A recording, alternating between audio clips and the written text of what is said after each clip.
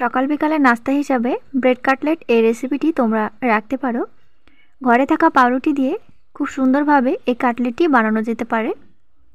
নিয়েছি পাউরুটি, স্লাইস পাউরুটি নিয়েছি, আর এই পাউরুটিটাই নিতে হবে।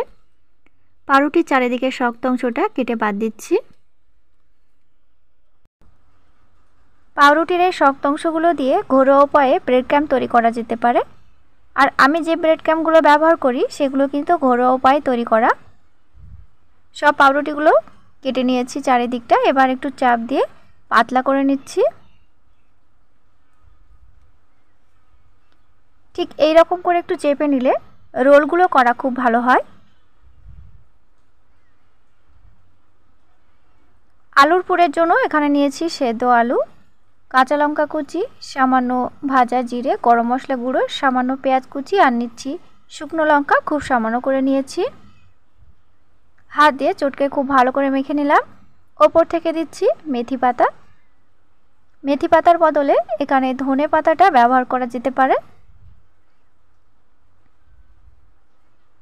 আমি 2 চামচ ময়দা এখানে গুলে নিচ্ছি।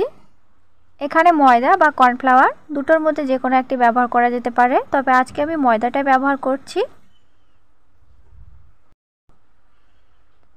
কাটলেটের কোট করার জন্য এখানে ময়দা গুলে নেওয়া হয়ে গেছে। ময়দাটা ঠিক এইভাবে গুলে নিতে হবে। খুব সামান্য পরিমাণে আলু নিচ্ছি। হাতের তালু দিয়ে আলুটাকে রোল করে নিচ্ছি। এরপর পাউরুটি দিয়ে মুড়িয়ে দেব। আমার নতুন বন্ধুদের উদ্দেশ্যে বলছি, যারা ভিডিওটি দেখছো অথচ এখনও চ্যানেলটি সাবস্ক্রাইব করোনি, তারা অবশ্যই চ্যানেলটি সাবস্ক্রাইব করে দিয়ে আমার সাথে থাকবে। আর তোমার ফ্রেন্ড এবং ফ্যামিলিদের সাথে অবশ্যই ভিডিওটি শেয়ার করবে। সাথে অবশ্যই লাইক করবে আর কমেন্ট বক্সে অবশ্যই কমেন্ট করবে। ঘরে থাকা পাউরুটি দিয়ে সকাল বা সন্ধ্যাতে ঠিক এইরকম কাটলেট বানিয়ে খাওয়া যেতে পারে।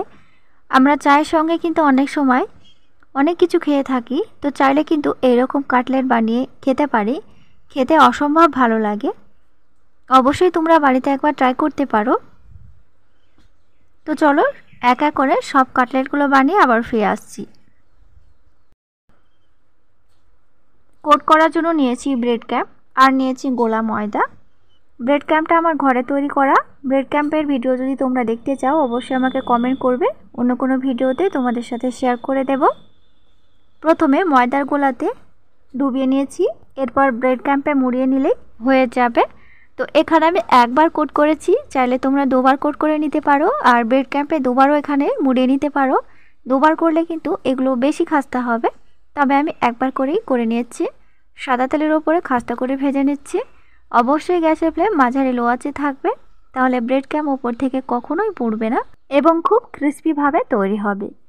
অবশ্যই নাড়া দেওয়ার সময় হালকাভাবে একটু নাড়া দিতে হবে।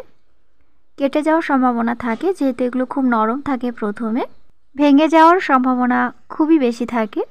তো হালকা হাতে 2-1 বার নাড়াচাড়া করে নিলেই ওপর থেকে কিন্তু শক্ত হয়ে যায়। তো সোনালি কালার হয়ে গেছে, এবার তেলটা ঝরিয়ে তুলে নিচ্ছি।